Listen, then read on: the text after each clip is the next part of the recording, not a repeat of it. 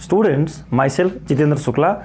Today let us see, पहले हम लोग कुछ देखते हैं। देखिए यहाँ आप देखेंगे बर्तन के बहुत सारे भंडार हैं। अगर आपसे कहें कि इसमें से एक स्पून निकाल के लाइए तो शायद आपके लिए बहुत बड़ा टास्क होगा। क्यों? क्योंकि इतने सारे बर्तन में से एक सामान निकालना है या एक पर्टिकुलर कोई भी यूटेंसिल निकालना है, it will be very difficult task for us. चलिए और चलते हैं, नेक्स्ट देखते हैं। चलिए अब इसमें देखते हैं। आप इसमें क्या देखेंगे? इसमें हम ये देखेंगे कि कोई भी सामान इसमें से कोई भी एक लेना थोड़ा आसान है। क्यों? क्योंकि spoons are in sequence, plates are in sequence, bowls are in particular sequence. So हमारे लिए यहाँ से कोई भी सामान निकालना थोड़ा आसान होगा। किसकी अपेक्षा? पहले वाले की अपेक्षा। अच्छा, ऐसा क्या हुआ पहले वाले पिक्चर में, इस पिक्चर में और अब इस पिक्चर में क्या डिफरेंस है दोनों में?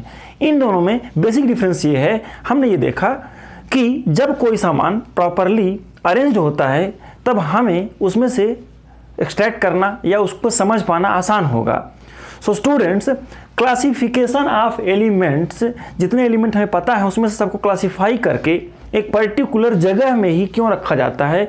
इसलिए रखा जाता है कि जिन एलिमेंट की प्रॉपर्टी लगभग एक जैसी होती है उनको एक पर्टिकुलर कॉलम में रखते हैं।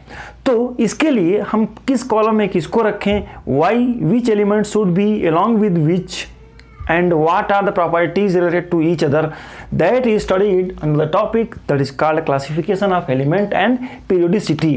सबसे पहले शुरू करते हैं क्लासिफिकेशन, कैसे कैसे किसको रखा गया है, और फिर हम बात करेंगे पीरियोडिसिटी की। इस चैप्टर में दो पार्ट है।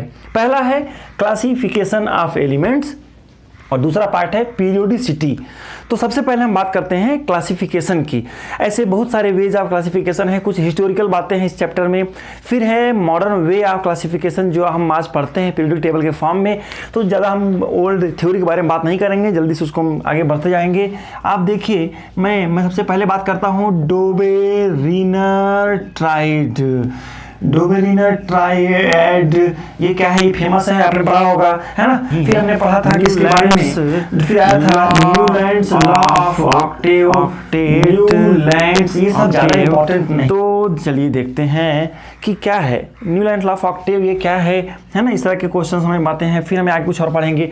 तो क्या आएगा? फिर आता है हमारा मेंडलीव्स पीरियोडिक टेबल। चलिए ये सब क्या है, क्यों जरूरत पड़ गई, इसके बाद इसकी जरूरत क्यों पड़ी, इसके बाद की जरूरत क्यों पड़ी, और फिर और भी बीच बीच में है लोदर मेयर है ना, और कुछ भी है, हम उसके बारे में ज़्यादा बात नहीं करेंगे डिटेल में, हमें आगे पढ़ना है। मोस्ले ने जो प्रिस्क्राइब किया, मॉडर्न पीरियोडिक टेबल के जनक कहे जाते हैं, is the father of modern periodic table, Moseley, है ना। मॉडर्न पीरियोडिक टेबल, सर ये क्या है, हमें क्यों जरूरत पड़ी एक के बाद एक टेबल की? जब ये क्लासिफिकेशन था, अरेंज था, तो हमें क्यों बहुत सारे टॉपिक की जरूरत पड़ी थी? Modern periodic table. ऐसा क्या हुआ, जो डोबेरिनर का जो दिया हुआ कॉन्सेप्ट था वो अच्छे से काम नहीं किया। सबसे पहले हम देखते हैं डोबेरिनर ट्राइड क्या है और फिर न्यूलैंड्स लॉ को देखते हैं। देखिएगा यहाँ पर ये सब कॉमन बड़े फेमस कॉन्सेप्ट हैं।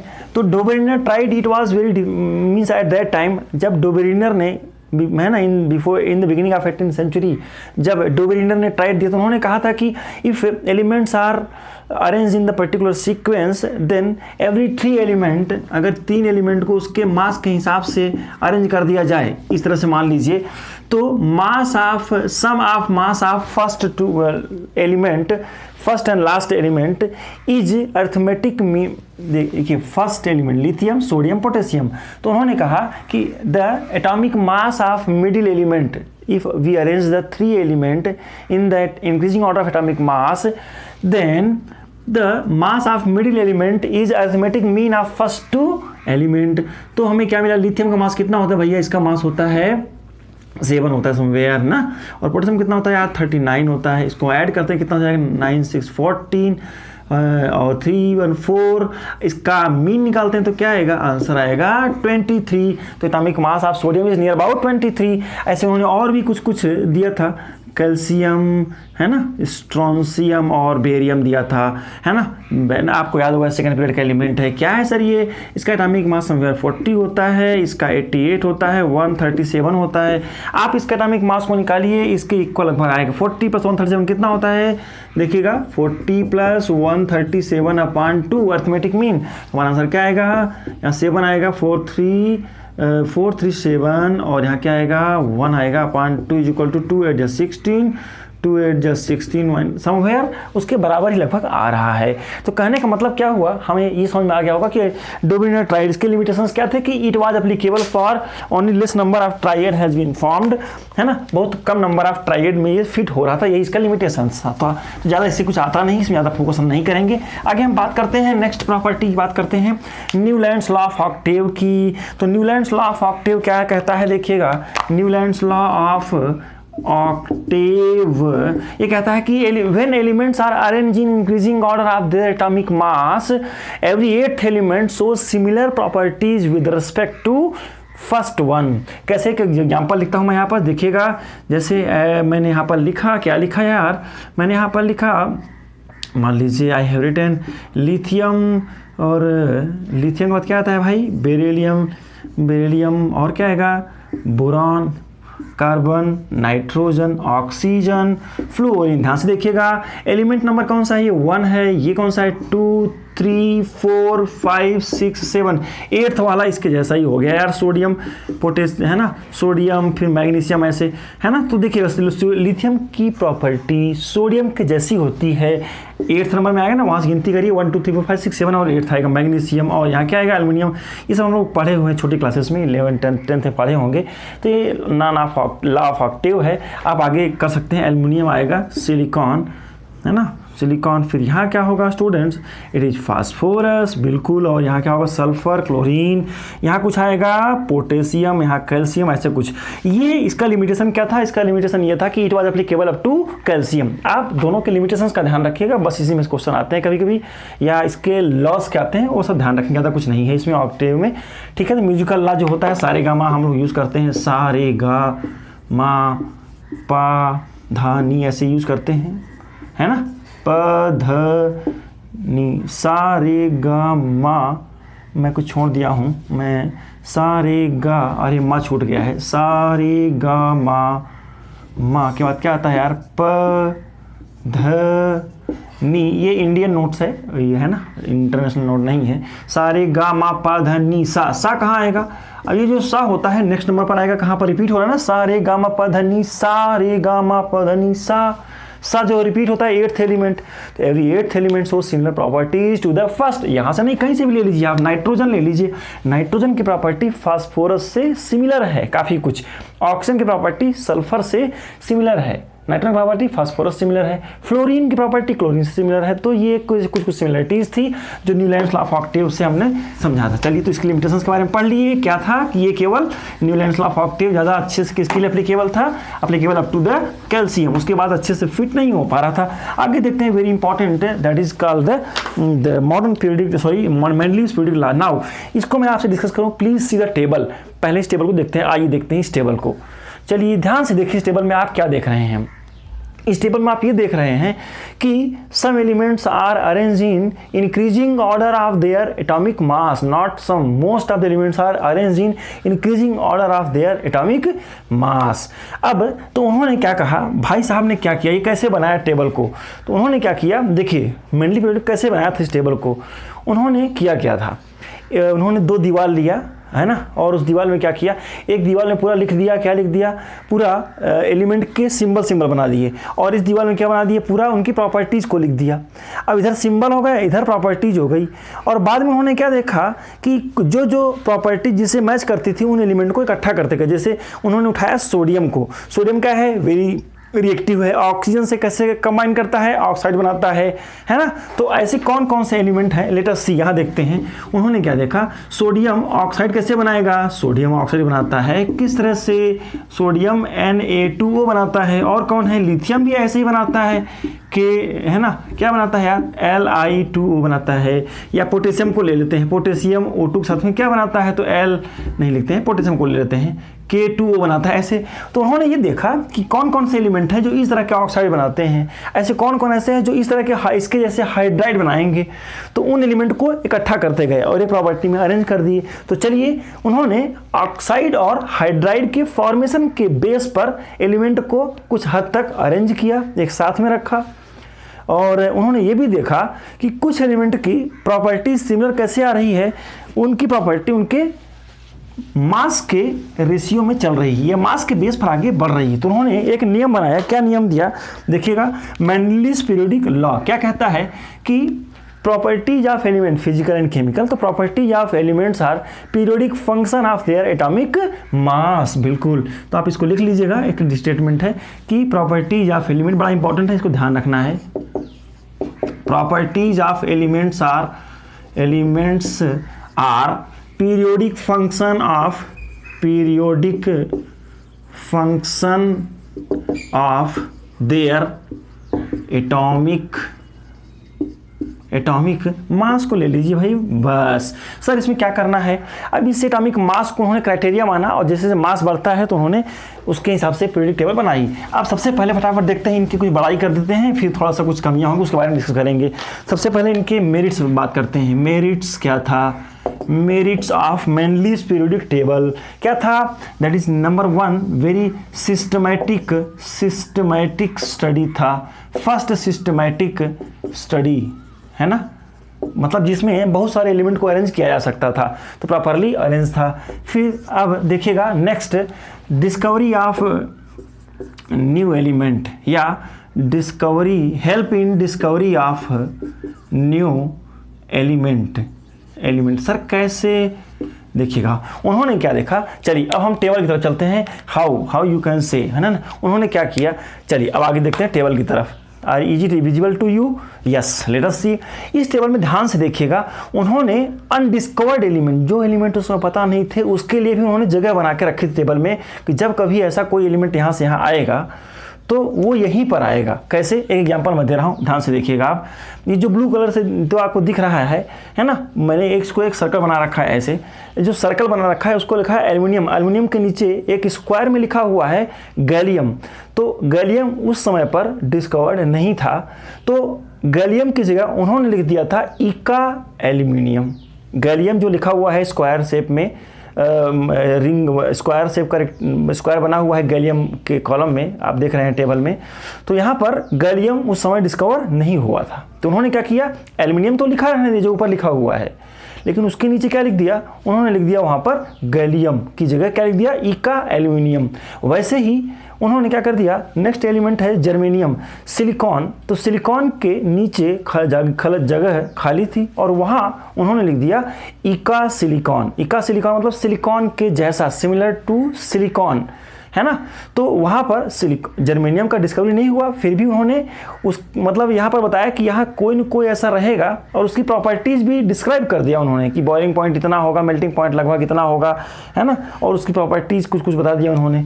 तो बाद में जब डिस्कवरी हुई जर्मेनियम की, तो लोग आश्चर्य मान गए कि जो उन्होंने इका सिलिकॉन नाम का एलिमेंट दिया था, लिखा था, इका सिलिकॉन और जर्मेनियम की प्रॉपर्टी लगभग सिमिलर है, बहुत कम डिफरेंस है। आप बुक में देखेंगे एनसीईआरटी में टेबल बना हुआ है। तो students, it was very important merit, discovery of new element was the means very very important या पोजीशन फॉर अनडिस्कवर्ड एलिमेंट उन्होंने दे दिया था। नए एलिमेंट का पोजीशन बिना उसके डिस्कवर हुए ही अपने टेबल में उसके लिए जगह दे दिया। बड़ा, ये बताइए कितनी बड़ी बात है कि हमें पहले से पता है, जैसे कि भगवान जैसे काम कर रहे थे यार उस समय। चलिए, ये कुछ मेरिट थी किसकी, मेंडलीज पीरियोडिक टेबल की। अच्छा, अब इनकी बहुत बड़ाई हो गई, हम आगे चलते हैं। तो आपको टेबल समझ में आ गया होगा, टेबल को हटाते हैं और देखिए आपने क्या देखा कि किस तरह से इका एल्युमिनियम क्या होता है और इका सिलिकॉन क्या होता है, इका बोरॉन, ऐसे कुछ है। तो आप इन दोनों को ज़्यादा ध्यान रखेंगे। हम आगे चलते हैं। चलिए अब आगे बात करते हैं इनके लिमिटेशंस की। तो देखिएगा ये मेरिट हो गई। अब आगे बात करते हैं किसकी, इसको हटा देते हैं और बात करते हैं लिमिटेशंस की। तो लिमिटेशन में क्या पढ़ेंगे, जल्दी से देखिएगा। लिमिटेशन में क्या देखेंगे, लिमिटेशन में हमारा खास बात ये है कि क्या क्या from number 1 position of isotope, position of नहीं, पहले हाइड्रोजन ले लेते चलो। पोजीशन ऑफ हाइड्रोजन, हाइड्रोजन की पोजीशन सही नहीं थी सर, क्यों सर, क्यों बोलिए।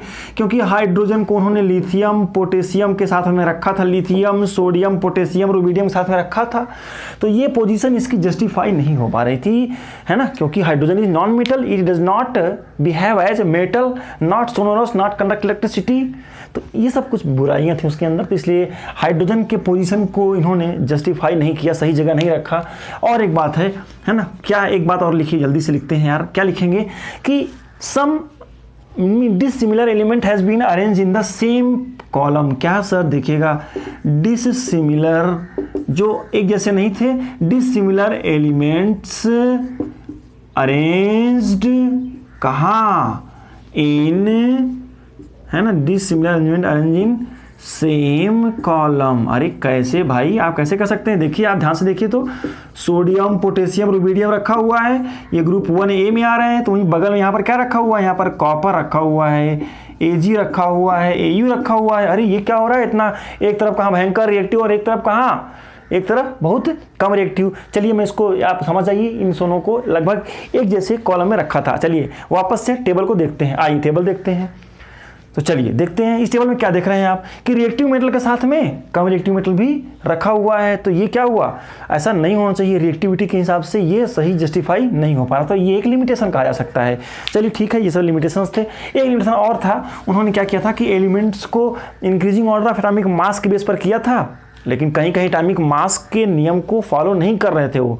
उन्होंने एटॉमिक मास को प्रेफरेंस तो दिया, लेकिन जहाँ कहीं ऐसा होता था कि एटॉमिक मास और प्रॉपर्टीज़ में कंपटीशन होता था तो प्रॉपर्टीज़ को वो प्रेफरेंस देते थे। जैसे आप देखिएगा, आप खुद ढूंढिएगा टेबल को देख करके, इस टेबल को देखिएगा, बुक में देखिएगा और ढूंढिएगा ऐसा कौन सा एलिमेंट है जो जिसका एटॉमिक मास ज़्यादा है और थोड़ा पहले रख दिया गया है। मैं आपको हिंट करता हूँ, आयोडीन को देखिएगा आप, है ना, और भी एलिमेंट कुछ ऐसे हैं जिनको आप देखेंगे तो उनका मास ज़्यादा है और अपने से कम वाले से पहले रख दिए गए। मतलब जिसका मास ज़्यादा है थोड़ा पहले रख दिया है और मास कम है उसको बाद में रख दिया है। क्यों ऐसा किया होगा? क्या उनको गिनती नहीं आती थी? आती थी, उनको गिनती आती रही होगी, नंबरिंग काउंटिंग आता रहा होगा, लेकिन उन्होंने इसलिए किया क्योंकि प्रॉपर्टी को उन्होंने प्रेफरेंस दिया। आयोडीन की प्रॉपर्टी क्लोरीन ब्रोमीन से सिमिलर होती है, इसलिए आयोडीन को उन्होंने उस कॉलम में रखा, मास को प्रेफरेंस नहीं दिया। चलिए ये तो बात हो गई, मेंडलीव्स की बहुत हो गई बात, उनके मेरिट्स और डीमेरिट्स, बस यही दोनों पॉइंट अच्छे से आप याद रखिएगा। और पोजीशन ऑफ आइसोटोप एक पॉइंट और लिख लीजिएगा, बस लास्ट पॉइंट है इसका, डीमेरिट है, ये सब लिमिटेशंस कहते हैं, डीमेरिट भी कहते हैं। That is position of isotope. Position of isotopes क्या होते हैं sir? Atoms having same atomic number but क्या, different mass number, atomic mass अलग होता हो। अब ऐसा होगा तो क्या होगा? अब भाई हाइड्रोजन के तो 3 आइसोटोप होते हैं सर, कौन कौन से होते हैं? H1, H2, H13। इसको हाइड्रोजन, इसको ड्यूटेरियम, डी भी कहते हैं, इसको ट्रीटियम कहते हैं, आपने सुना होगा ऐसा, है ना, HDT भी कहते हैं। इसका एटॉमिक मास ज़्यादा होता है। अब जब उन्होंने मास के बेस पर किया तो ड्यूटेरियम और ट्रीटियम के लिए तो जगह ही नहीं रखी टेबल में। तो क्या कहा उन्होंने, उनको ये कहा गया भाई कि आपने मास के बेस पर किया है तो आइसोटोप को, बाकी के आइसोटोप कार्बन के बहुत सारे आइसोटोप्स होते हैं, C12, C13, C14, है ना, C60 बर्कमिंस्टर फ्लोरेंस, तो उनको कहाँ रखें आप? तो उनके लिए जगह नहीं थी, वो इनका लिमिटेशन माना गया, कमी मानी गई किसके? मेंडलीव्स के टेबल की। चलिए बहुत हो गया, आगे बात करते हैं अब किसके? मॉडर्न पीरियोडिक टेबल की। तो आप इसको समझ गए होंगे, इसको कॉपी में लिख लीजिएगा, और इससे रिलेटेड कुछ दिक्कत होती है तो मुझे आप शेयर करेंगे, कमेंट बॉक्स में मेंशन करेंगे। आगे हम चलते हैं, अब बात करते हैं किसकी, हम आगे बात करते हैं, दैट इज मेरी most important topic, that is the modern periodic table. मैं आपको मॉडर्न पीरियोडिक टेबल के बारे में कुछ बताऊं, सबसे पहले आप प्लीज सी द पिक्चर, ध्यान से देखिए अब इस पिक्चर को। अब इस पिक्चर में हमें क्या देखते हैं, ये टेबल हमको ये बता रही है, मैंने इसमें एक कंसाइज टेबल लिया है, इसमें बहुत ज़्यादा इन्फॉर्मेशन नहीं है, बस आप समझिए। The table is divided at S, P last में है, फिर बीच में डी और फिर एफ ब्लॉक सबसे नीचे देख रहे हैं हम लोग। तो SPDF ये क्यों ऐसा किया गया है? सबसे पहले हालांकि हम लोग इसको समझते हैं, तो देखिएगा एस ब्लॉक, इसमें आप ध्यान से देखेंगे पूरी पीरियोडिक टेबल को ग्रुप, है ना, ग्रुप यहाँ मैं लिखता हूँ, पीरियोडिक टेबल में ग्रुप में डिवाइड किया गया है। ग्रुप क्या होता है? इस तरह से टॉप टू बॉटम जो कॉलम्स हैं, टॉप टू बॉटम आने पर जैसे lithium, sodium, potassium, rubidium, caesium और फ्रेंसियम, ये all the elements are belong to same group. और ग्रुप नंबर क्या दिया है यार इसका? 1 दिया है। फिर क्या है? 2। यहाँ कौन आता है? बेरिलियम। यहाँ कौन आएगा? मैग्नीशियम, कैल्शियम, है ना, स्ट्रॉन्सियम, रेडियम, बेरियम और रेडियम ऐसे ऐसे लिखा है। ये दोनों एलिमेंट ग्रुप नंबर 1 और ग्रुप नंबर 2 कहते हैं इनको। सर इनको इकट्ठा क्यों रखा है? अरे यार इनके प्रॉपर्टीज लगभग सिमिलर हैं, इसलिए इनको एक ग्रुप में रखा गया है। तो और एक बात है, ऐसे ही फिर आएगा 3 4 यहाँ लिखा होगा, 3 4 ऐसे लिखा है। चलिए और टेबल की तरफ देखते हैं। तो क्या टेबल में देख रहे हैं? ग्रुप 1 2 को एस ब्लॉक में रखा है। फिर लास्ट साइड उधर साइड देखिए तो क्या लिखा हुआ है? 13 14 15 16 17 18। ये 13 से लेकर 18 तक कौन से ग्रुप में है? दे 13 से 18 तक ग्रुप क्या माने गए हैं? They are called p block element. बीच में आप वापस आते हैं, जल्दी वापस आइए फटाफट। चलिए 3 से लेकर के देखिए, 3 से देखिए कहाँ तक? 12 तक। अब इसमें क्या देख रहे हैं आप? They are called P D block element और एफ ब्लॉक एलिमेंट। तो हमने क्या देखा? देयर आर ग्रुप किसे कहते हैं? ग्रुप क्या होता है? टॉप टू बॉटम, है ना? या आप ऐसा लिख लीजिए कि vertical column, COLUMN, vertical columns are called group. Vertical column को ग्रुप कहते हैं। और कितने ग्रुप थे यार? 18। शुरू में पहले 1 2 3 1A 1B 2A 2B 3A 3B ऐसे ग्रुप नियम दिए गए थे। लेकिन जो लेटेस्ट रिकमेंडेशन है IUPAC का, उन्होंने क्या किया है? 1A 1B को हटा करके अभी क्या रखा है? 1 2 3 4 सीक्वेंस में नाम रखा है। तो हमारी बुक में वैसे ही दिया है। Vertical columns are called groups. और कितने ग्रुप्स हैं? 18 ग्रुप्स हैं। आप समझिएगा, डिटेल में पढ़ेंगे अभी हम लोग। और पीरियड्स की बात करते हैं। सर पीरियड्स क्या होते हैं? पीरियड्स क्या होते हैं? There are 7 period. कैसे 7 पीरियड है? चलिए वापस टेबल पर देखते हैं। शुरू करिए टेबल में ध्यान से देखिए तो कौन से पीरियड है? सबसे पहले कौन सा पीरियड है? पीरियड नंबर 1 है, फिर 2 है, अच्छा फिर 3 है, 4 है, 5 है, 6 है, 7 है। चलिए टेबल को हटाते हैं और यहाँ देखते हैं। यहाँ पर हाइड्रोजन कहीं पर आएगा, आप ध्यान से देखिएगा। मैं यहाँ पर इसको मिटा देता हूँ। यहाँ हाइड्रोजन आएगा। Hydrogen belong to group number 1, ये 2, ये 3, ये 4, ये 5, ये 6, ये 7। तो कुल कितने पीरियड्स हैं? 7 पीरियड्स हैं। तो पीरियड को क्या करते हैं हम लोग? ध्यान से देखिएगा। ये हाइड्रोजन, ये लिथियम, सोडियम, इस तरह से ये क्या है? तो हॉरिजेंटल जो रोज हैं parallel to the surface of the earth, ऐसे मान लीजिए, है ना? जहाँ पर हम खड़े उसके पैरेलल में जो लाइन जाती है, भैया सब क्या बताती हैं? ये सब पीरियड्स हैं। तो पीरियड्स क्या कहलाएंगे यार? हॉरिजॉन्टल क्या? रोज। जो रो हैं, इस तरह की रो हैं जितने भी, कितनी रोज हैं, है ना? लेंथेनॉइड और actinoids are between, means the part of this period.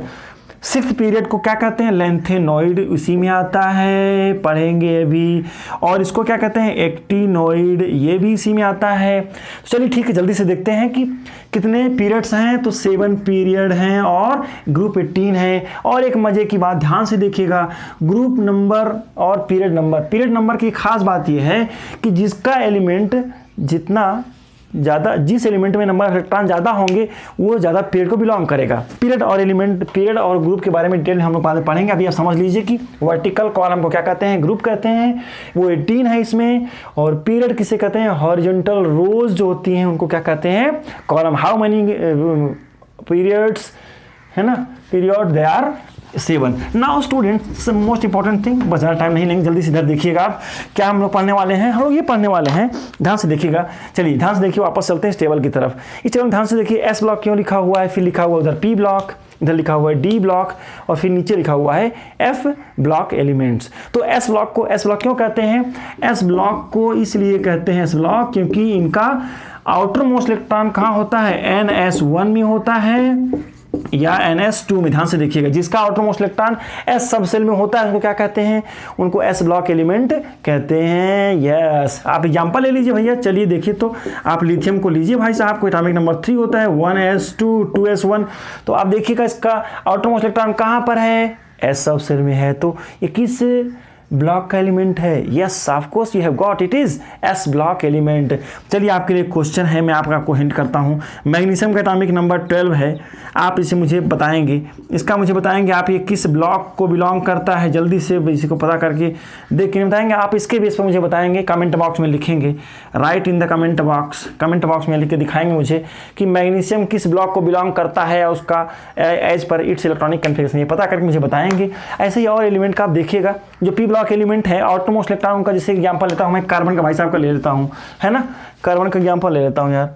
है ना। क्या एग्जाम्पल लेता हूँ कार्बन का, है ना। कार्बन का एग्जाम्पल क्या लेता हूँ यार, कार्बन का एग्जाम्पल क्या है, दैट इज एटॉमिक नंबर क्या है इसका, ये 6 है ना। तो आप क्या देखेंगे, एटॉमिक नंबर 1s2 2s2 और क्या देखा आपने, बोलो बेटा 2p2 है। तो आउटरमोस्ट इलेक्ट्रॉन कहाँ पर है यार, p सब सेल में है, इसलिए क्या हो जाएगा, है ना, it will belong to p block elements. तो हमने क्या कहा कि यहाँ पर C carbon belong to which block element पहचानिए, तो outermost electron is present in the p subshell so that it belong to p block element, है ना। ऐसे d ब्लॉक जिनका आउटर मोस्ट इलेक्ट्रॉन, है ना, n-1d में होता है उसको कहते हैं d ब्लॉक एलिमेंट। ऐसे कुछ नियम हैं, उसको हम लोग डिटेल में पढ़ेंगे। तो ये तो बात हो गई कि कितने मॉडर्न पीरियोडिक टेबल का परिचय हो गया ओनली, है ना, इंट्रोडक्शन बस हमने डिस्कस किया है आज। तो आप इसको थोड़ा देखेंगे और घर में पीरियोडिक टेबल आपने जरूर रखिए घर में, दैट इज वेरी इंपॉर्टेंट। एक या तो, है ना, प्रिंट आउट निकलवाइए या तो कहीं दीवार में चिपका के रखिए, इसको देख करके बहुत सारा आप टॉपिक अपने समझ जाएंगे। अच्छा, अब मैं एक छोटा सा टॉपिक और डिस्कस करूंगा, ध्यान से देखिएगा क्या है। जैसे अगर आप कोई नया एलिमेंट डिस्कवर करते हैं तो उसके लिए बहुत ही सोफिस्टिकेटेड लैब और एक मीन्स स्पेशल लैब चाहिए, बड़ा खर्चीला होता है वो।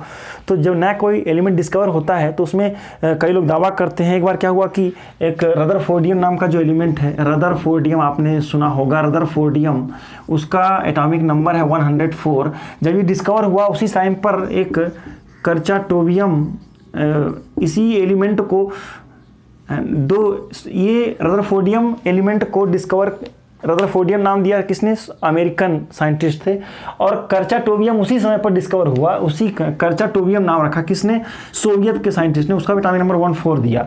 तो आईयूपीएससी के नाम दोनों, आईयूपीएससी के पास दोनों गए भाई कि इस एलिमेंट का नाम कर्चाटोवियम होना चाहिए, और ये वो अमेरिका वाले बोल रहे हैं कि नहीं, इट शुड बी रदरफोर्डियम, है ना।